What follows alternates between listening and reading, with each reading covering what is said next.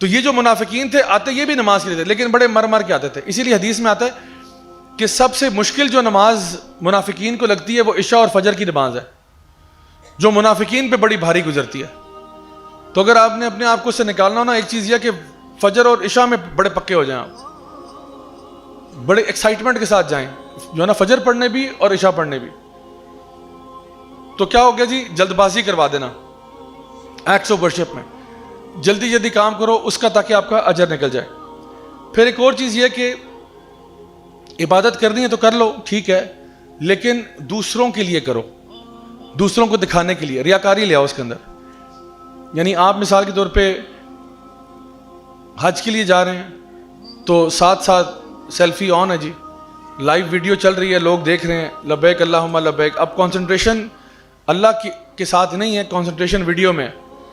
اور اللہ معاف کرے, میں نے تو اپنی آنکھوں سے یہ سینز دیکھے ہیں کہ جہاں پہ لوگوں نے کوئی کسر نہیں چھوڑی اپنی عبادت کو خراب کرنے میں, کہ جہاں پہ عبادت ہو رہی ہے اور وہ ایک شخص مجھے نظر آیا, وہ کعبہ کے سامنے تو کعبہ یہاں ہے, کعبہ ادھر ہے, اس کا منہ ادھر ہے, اور ایسے کیا ہوا ہے, اور بیگم اس کی تصویر کھینچ رہی ہے.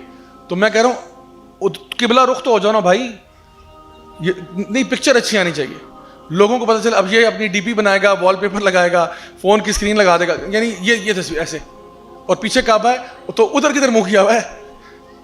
مطلب سمجھ سے باہر ہے کہ لوگ کچھ بھی کر دیں گے. مطلب وہ پکچر کھینچی جا رہی ہے, پھر وہ میں نے تو دیکھا ہوا ہے لوگ مطلب طواف کر رہے ہیں, لائیو تھرو آؤٹ ویڈیو چل رہی ہے, بجا, اور میں بھی ویڈیو میں آ رہا ہوں. تو مجھے سمجھ نہیں آ رہی تھی کہ یہ مطلب ہو کیا رہا ہے, کہ وہ ویڈیو چل رہی ہے, ساتھ کامنٹری دی جا رہے ہیں, اچھا ابھی یہ ہو گیا, ابھی میں مقام ابراہیم سے گزر رہا ہوں, ابھی دیکھیں یہ حجر اسود آ گیا, ابھی دیکھیں. اللہ کے بندو, یہ دعا مانگنے کا ٹائم تھا, یہ دعا آپ رننگ کامنٹری دے رہے ہیں ان لوگوں کو. انہیں کو وہ مکہ چینل لگا لو, وہاں پہ خود ہی دیکھ لینا, کامنٹری بھی چل رہی ہے. آپ تو عبادت کرو یار. تو یہ کیا ہے, یہ شیطان کے وسوسے ہوتے ہیں انسان کو نا, اس کے انسان کی عبادت کا اس کو فائدہ نہ ہو سکے. پھر لوگ جو ہیں وہ اتنا مال بھی لگایا ہوتا ہے, اتنا پیسہ بھی لگایا ہوتا ہے, سب کچھ کرتے ہیں, ایفرٹ لگاتے ہیں. آسان کام تو نہیں ہے. آپ نے طواف کیا, آپ نے سعی کی, آپ نے یعنی پورے حج کے اندر آپ مزدلفہ بھی گئے اور عرفات بھی گئے, یہ سارا کچھ آپ نے کیا, ایفرٹ لگایا, لیکن آپ امیجن کریں سب ضائع کر دیا آپ نے. کیوں؟ کیونکہ آپ نے وہ ایسنس ہی نہیں پایا اس کا.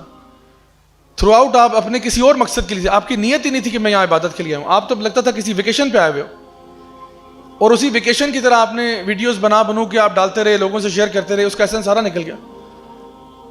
تو سوچیں کہ اتنی محنت کے باوجود بھی ایک بندے کی عبادت قبول نہ ہو تو کتنے افسوس کی بات ہے.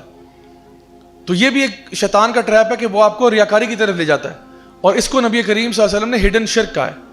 یہ مخفی قسم کا شرک ہے جو نظر نہیں آتا, لیکن آپ نے فرمایا مجھے اس کا ڈر تمہارے سے دجال سے بھی زیادہ ہے. یعنی فتنۃ المسیح دجال کے بارے میں ہم پورا کر چکے ہیں کہ کتنا بڑا فتنہ ہے. آپ نے کہا اس مخفی شرک کا ڈر مجھے فتنۃ المسیح دجال سے بھی تمہارے پہ زیادہ ہے, کہ یہ تم سے شاید ڈیٹیکٹ نہیں ہوگا, تم سے ہینڈل نہیں ہوئے گا. اس کے بارے میں خاص طور پر خیال رکھنا. یہ ایسا ہے جیسے اندھیری رات میں کالے پتھر پہ جو ہے نا کالی چونٹی جا رہی ہو, جس طرح وہ نظر نہیں آئے گی, یہ مخفی شرک بھی کس ٹائم پہ آپ کے اندر داخل ہو گیا آپ کو پتہ ہی نہیں چلا.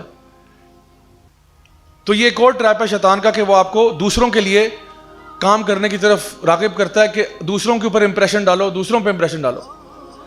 اسی کا ایک اور پہلو یہ ہے کہ وہ آپ کو کام کرواتا ہے, لیکن اس کام کروانے میں آپ کو متکبر کر دیتا ہے, کہ آپ کہتے ہو کہ میں تو ماشاءاللہ تبارک اللہ بہت پہنچا ہوا ہوں, اور یہ دیکھو چھوٹے لوگ, ان سے تو عبادت بھی نہیں ہوتی. مثال کے طور پہ آپ یہاں پہ آتے ہیں, آپ لوگ تو بہت اچھے ہیں, میں کسی اور کی بات کر رہا ہوں, ٹھیک ہے. تو کوئی شخص ہے جو کہیں اور تراویح پڑھنے جاتا ہے, ٹھیک ہے, تو وہاں تراویح پڑھنے جاتا ہے, اور وہ وہاں سے پڑھ کے جب واپس گھر جاتا ہے نا تو کہتا ہے ہاں جی تم لوگ سارے مرے ہوئے ابھی تک, دیکھو میں تراویح پڑھ کے آ گیا ہوں. اور پھر وہ ان کو رگڑتا رہتا ہے ساری رات کہ دیکھو میں تو تراویح پڑھ کے آ گیا, تم یہاں مرے ہوئے تھے. یہ کیا کر رہے ہیں آپ یار؟ آپ نیکی کر کے آپ متکبر ہو رہے ہیں. آپ کے اللہ تعالیٰ کی توفیق ہے, اللہ تعالیٰ آپ لوگوں کو بھی ہدایت دے, آپ لوگوں کو بھی دے. ان کے لیے پرائیویٹلی دعا کریں, منہ پہ ان کو ذلیل کرنے کی ضرورت تو نہیں ہے.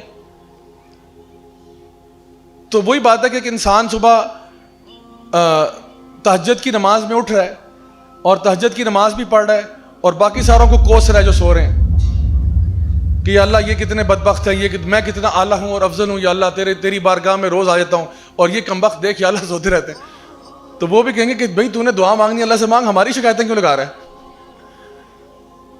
تو اصل بات یہ کہ لوگ جو ہے نا کبھی کبھار اپنے ایکٹس آف ورشپ میں بھی نا ایک غرور اور تکبر پہ چلے جاتے ہیں. اور میں آپ کو کہتا ہوں یہ شیطان کی اصل پچ ہے, یہ شیطان کا ہوم گراؤنڈ ہے جہاں پہ وہ آپ کے اندر ریلیجس تکبر لے آتا ہے.